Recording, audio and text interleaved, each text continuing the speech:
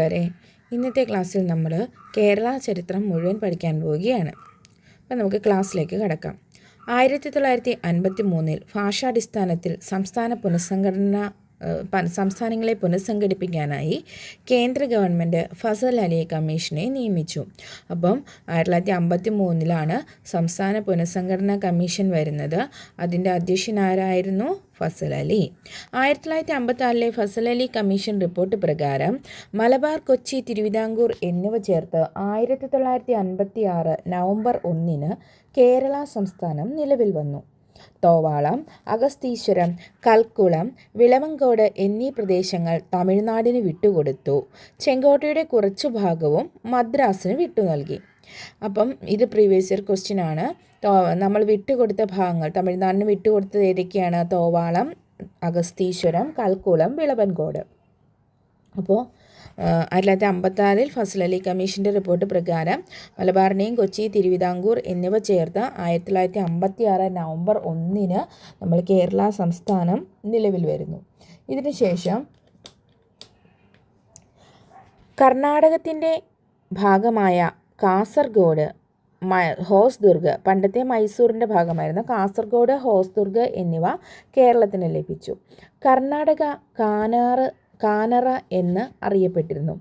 മദുരാശിയുടെ ഭാഗത്തു നിന്ന് ഇടുക്കിയുടെ അതിർത്തി ഗ്രാമങ്ങൾ ദേവികുളം താലൂക്ക് ഉൾപ്പെടുന്ന പ്രദേശം കേരളത്തിന് ലഭിക്കുന്നു.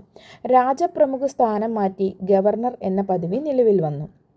1956 കേരളം നിലവിൽ വന്നപ്പോൾ 5 ജില്ലകളാണ് ഉണ്ടായിരുന്നത്: തിരുവിതാംകൂർ, കൊല്ലം, കോട്ടയം, തൃശ്ശൂർ, മലബാർ. 1957 മലബാറിനെ വിഭജിച്ച് പാലക്കാട്, കോഴിക്കോട്, കണ്ണൂർ എന്നിവ രൂപീകരിച്ചു. അപ്പോൾ 1956 കേരളം നിലവിൽ വന്നപ്പോൾ എത്ര ജില്ലകളുണ്ടായിരുന്നു? 5 ജില്ലകൾ: തിരുവിതാംകൂർ, കൊല്ലം, കോട്ടയം, തൃശ്ശൂർ, മലബാർ. 1957 നമ്മൾ മലബാറിനെ വിഭജിച്ച് പാലക്കാട്, കോഴിക്കോട്, കണ്ണൂർ എന്നീ ജില്ലകൾ രൂപീകരിച്ചു. ഏകഭാഷ സംസാരിക്കുന്ന മലയാളി സമൂഹമാണ് ഇവിടെ രൂപം കൊണ്ടത്.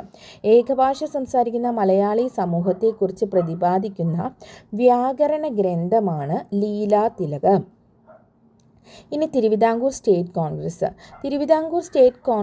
തിരുവിതാംകൂറിൽ രൂപീകരിച്ച രാഷ്ട്രീയ പാർട്ടിയായിരുന്നു തിരുവിതാംകൂർ സ്റ്റേറ്റ് കോൺഗ്രസ്. 1938 ഫെബ്രുവരി 23 ഇത് രൂപീകരിച്ചത്. പട്ടം താണുപിള്ളയുടെ നേതൃത്വത്തിലാണ് തിരുവിതാംകൂർ സ്റ്റേറ്റ് കോൺഗ്രസ് രൂപീകരിച്ചത്. ന്യൂനപക്ഷ അവകാശ സംരക്ഷണത്തോടു കൂടിയ ഉത്തരവാദിത്ത ഭരണം തിരുവിതാംകൂറിൽ ഉണ്ടാവുക എന്നതായിരുന്നു ഈ പാർട്ടിയുടെ ലക്ഷ്യം. ഡിക്റ്റേറ്റർ പദവി ലഭിച്ച ആദ്യ വ്യക്തിയാണ് പട്ടം താണുപിള്ള. തിരുവിതാംകൂർ സ്റ്റേറ്റ് കോൺഗ്രസിൻ്റെ ആദ്യ സമ്മേളനം നടന്നത് വട്ടിയൂർക്കാവിലായിരുന്നു. ഇതിൻ്റെ വനിതാ വിഭാഗം നേതാവായിരുന്നു അക്കാമ ചെറിയാൻ. ആദ്യ യോഗത്തിൽ പങ്കെടുത്ത വനിതാ അംഗമായിരുന്നു ആനി മസ്ക്രീൻ. അടുത്തത് കൊച്ചി രാജ്യപ്രജാമണ്ഡലം. ഇമ്പോർട്ടൻ്റ് ആണ് കൊച്ചി രാജ്യപ്രജാമണ്ഡലം. 1941 ജനുവരി 26 കൊച്ചി രാജ്യപ്രജാമണ്ഡലം നിലവിൽ വരുന്നത്. ഇത് സ്ഥാപിച്ചത് വി.ആർ. കൃഷ്ണൻ എഴുത്തച്ഛനും എസ്. നീലകണ്ഠ അയ്യരും ചേർന്നാണ്. വി.ആർ. കൃഷ്ണൻ എഴുത്തച്ഛൻ കൊച്ചി രാജ്യപ്രജാമണ്ഡലത്തിൻ്റെ സെക്രട്ടറിയും എസ്. നീലകണ്ഠ അയ്യർ പ്രസിഡൻറ്റുമായിരുന്നു. പ്രഥമ സമ്മേളനം നടന്നത് ഇരിഞ്ഞാലക്കുടയിലായിരുന്നു. കൊച്ചി രാജ്യപ്രജാമണ്ഡലത്തിൻ്റെ പ്രഥമ സമ്മേളനം നടന്നത് എവിടെയാണ്? അത് ഇരിഞ്ഞാലക്കുടയിലായിരുന്നു. കൊച്ചിയിൽ ഉത്തരവാദിത്വ ഭരണം വരുന്നവരെ കൊച്ചി രാജ്യപ്രജാമണ്ഡലം നിലനിന്നിരുന്നു. കൊച്ചിയിൽ ഉത്തരവാദിത്വ ഭരണം നിലവിൽ വന്നപ്പോൾ കൊച്ചി രാജ്യപ്രജാമണ്ഡലം പിരിച്ചുവിട്ടു.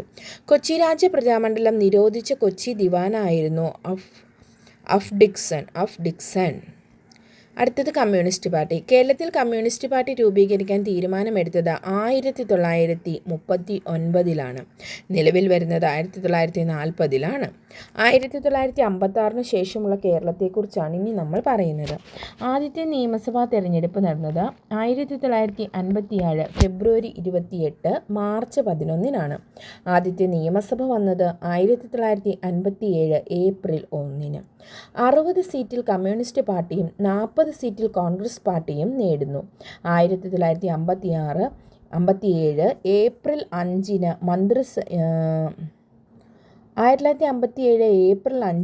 ആദ്യ മന്ത്രിസഭ EMS നേതൃത്വത്തിൽ നിലവിൽ വന്നു. അപ്പോൾ ആദ്യ മന്ത്രിസഭ ആരുടെ നേതൃത്വത്തിലാണ് വന്നത്?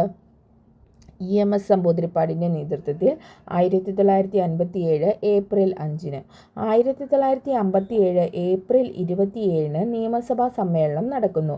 തിരഞ്ഞെടുക്കപ്പെട്ട 127 അംഗങ്ങളും പങ്കെടുത്തു. 114 നിയോജക മണ്ഡലങ്ങൾ, 12 മണ്ഡലങ്ങൾ ഇരട്ട മണ്ഡലങ്ങൾ, ഒരു ആംഗ്ലോ ഇന്ത്യൻ പ്രതിനിധി. ഇന്നിങ്ങനെയായിരുന്നു 127 പേര്. ഒന്നാം മന്ത്രിസഭയിലെ മന്ത്രിമാരുടെ എണ്ണം 11 ആയിരുന്നു. ഇതിലെ ഒരു വനിതാ മന്ത്രി ഉണ്ടായിരുന്നു. അത് KR ഗൗരി അമ്മയായിരുന്നു. ഒന്നാം മന്ത്രിസഭയുടെ മുഖ്യമന്ത്രി EMS നമ്പൂതിരിപ്പാട്, ആഭ്യന്തര നിയമം, വൈദ്യുതി എന്നിവ VR കൃഷ്ണയ്യർ, ധനകാര്യം C. അച്യുതൻ്റെ ആത്മകഥയാണ് എൻ്റെ ബാല്യകാല സ്മരണകൾ കേട്ടോ. ധനകാര്യമന്ത്രിയായിരുന്നു C. അച്യുതൻ. തദ്ദേശ സ്വയംഭരണ വകുപ്പ് മന്ത്രിയായിരുന്നു PK ചാത്തൻ മാസ്റ്റർ. പഞ്ചായത്ത് രാജ് നിയമം പാസ്സാക്കുന്ന സമയത്തെ കേരള മുഖ്യമന്ത്രി ആരായിരുന്നു? K. കരുണാകരനായിരുന്നു. ഏറ്റവും കൂടുതൽ തവണ കേരളത്തിൽ മുഖ്യമന്ത്രിയായത് K. കരുണാകരനാണ്.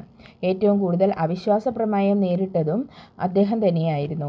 പതറാതെ മുന്നോട്ട് എന്നത് K. കരുണാകരൻ്റെ ആത്മകഥയാണ്. 1975 അടിയന്തരാവസ്ഥാ കാലത്ത് ആഭ്യന്തര മന്ത്രിയായിരുന്നു K. കരുണാകരൻ. 1975 അടിയന്തരാവസ്ഥാ കാലത്തെ മുഖ്യമന്ത്രി C. അച്യുതമേനോൻ ആയിരുന്നു.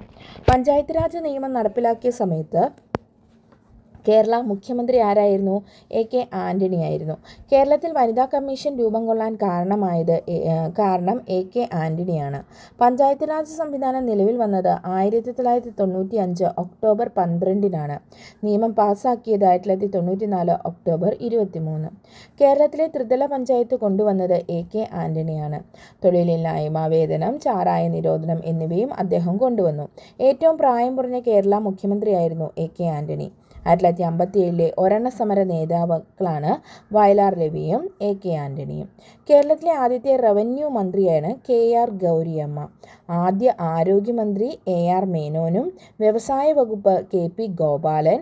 1959 വിമോചന സമരം ആർട്ടിക്കിൾ 356 പ്രകാരം EMS മന്ത്രിസഭ പിരിച്ചുവിട്ടു. അപ്പോൾ EMS മന്ത്രിസഭ പിരിച്ചുവിടാൻ കാരണം എന്താണ്? വിമോചന സമരം. 1959 ആർട്ടിക്കിൾ 356 പ്രകാരമാണ് EMS മന്ത്രിസഭയെ പിരിച്ചുവിടുന്നത്. എന്നാണ് 1959 ജൂലൈ 31-ന്. 2 ബില്ലുകൾ പാസ്സാക്കാനാണ് ഇവിടെ ശ്രമിക്കുന്നത്. ജോസഫ് മുണ്ടശ്ശേരിയുടെ നേതൃത്വത്തിൽ കൊണ്ടുവന്ന വിദ്യാഭ്യാസ ബില്ലും ഗൗരിയമ്മയുടെ നേതൃത്വത്തിൽ കൊണ്ടുവന്ന ഭൂപരിഷ്കരണ ബില്ല്. കോൺഗ്രസ്, PSP, RSP, മുസ്ലിം ലീഗ്, കേരള സോഷ്യലിസ്റ്റ് പാർട്ടി എന്നിവർ ഇതിനെ എതിർക്കുന്നു. വിമോചനം എന്ന വാക്കിൻ്റെ ഉപജ്ഞാതാവാണ് പനമ്പള്ളി ഗോവിന്ദ മേനോൻ. വിമോചന സമരത്തിന് നേതൃത്വം നൽകിയത് മന്നത്ത് പത്മനാഭനായിരുന്നു. ഇതേ തുടർന്ന് അങ്കമാലി മുതൽ തിരുവനന്തപുരം വരെ ജീവശിഖ ജാഥ നടത്തുന്നു. വിമോചന സമരവുമായി ബന്ധപ്പെട്ട് ക്രിസ്റ്റഫേഴ്സ് എന്ന സംഘടനയെ സപ്പോർട്ട് ചെയ്യുന്നു. ക്രിസ്റ്റഫേഴ്സിന് രൂപം നൽകിയത് ഫാദർ വടക്കനായിരുന്നു. വിമോചന സമരത്തിന് അമേരിക്കയുടെ ഇടപെടൽ ഉണ്ടായിരുന്നു. അതുമായി ബന്ധപ്പെട്ടുള്ള പുസ്തകമാണ് a dangerous place. Daniel Patrick മൊയ്ൻഹാൻ്റെയാണ് ഈ പുസ്തകം എ ഡേഞ്ചറസ് പ്ലേസ് എന്ന് പറയുന്നത്. രാഷ്ട്രപതി സുപ്രീം കോടതിക്ക് കൈമാറിയ ആദ്യത്തെ ബില്ലാണ് എഡ്യൂക്കേഷൻ ബില്ല്.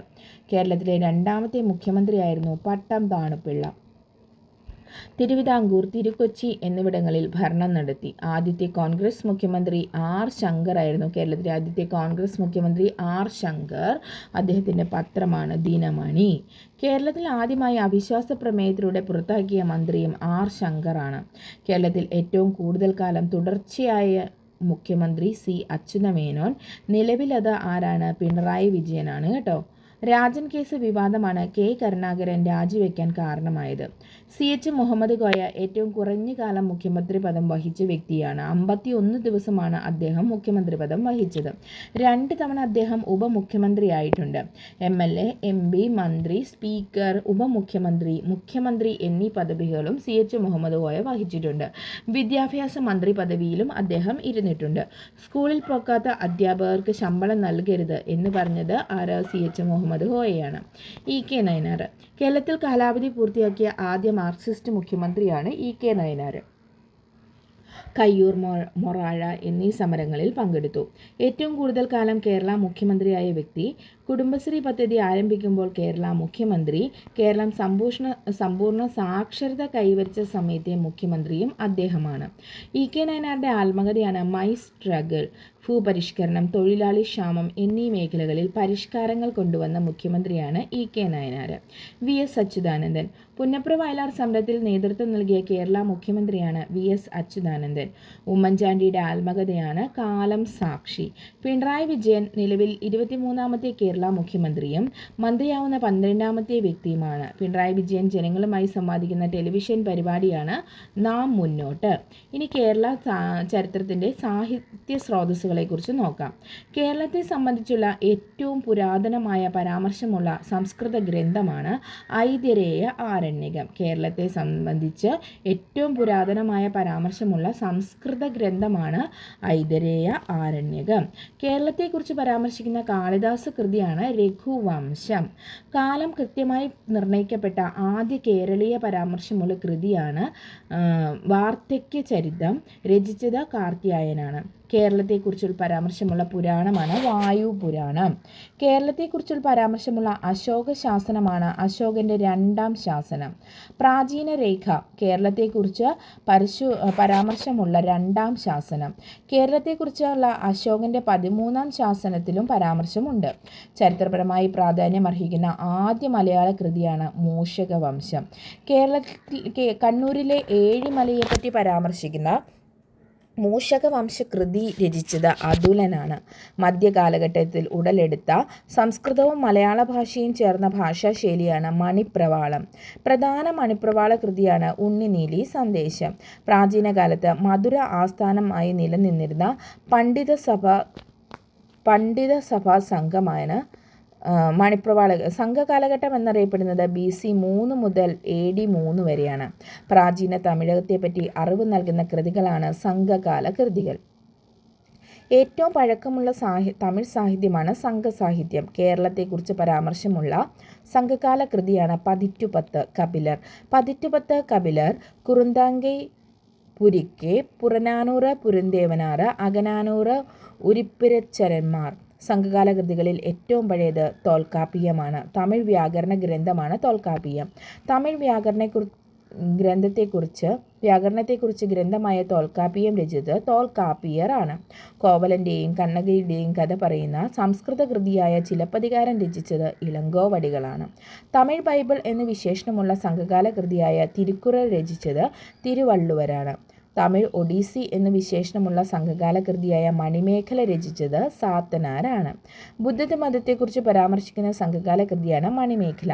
തമിഴ് ബൈബിൾ 5ാം വേദം എന്നറിയപ്പെടുന്നത് തിരുക്കുറലാണ്. ഓണത്തെക്കുറിച്ച് പരാമർശമുള്ള സംഘകാല കൃതിയാണ് മധുരൈ കാഞ്ചി. കേരളവുമായി ബന്ധപ്പെട്ട വളരെ റെയർ ഫാക്റ്റ് ആയിട്ടുള്ള കാര്യങ്ങളാണ് നമ്മൾ ഇപ്പോൾ പഠിച്ചത്. ആദ്യത്തെ മന്ത്രിസഭയെക്കുറിച്ചും കേരള സംസ്ഥാന രൂപീകരണത്തെക്കുറിച്ചും അതുപോലെ കേരളത്തിലെ പഴയ സാഹിത്യത്തെക്കുറിച്ചുമാണ് പഠിച്ചത്. അപ്പം ഇതെല്ലാം തന്നെ പ്രീവിയസ് ഇയർ ക്വസ്റ്റ്യനായിട്ട് പല പരീക്ഷകളിൽ ചോദിച്ചതാണ്. നിങ്ങൾക്ക് മനസ്സിലാകും പ്രീവിയസ് ഇയർ ക്വസ്റ്റ്യൻസ് കാണുമ്പോൾ. അപ്പോൾ എല്ലാവരും ക്ലാസ്സുകൾ കാണുക, സപ്പോർട്ട് ചെയ്യുക. ചാനൽ ഇഷ്ടമായെങ്കിൽ ലൈക്ക് ചെയ്യുക, സബ്സ്ക്രൈബ് ചെയ്യുക. Thank you all. Have A nice day.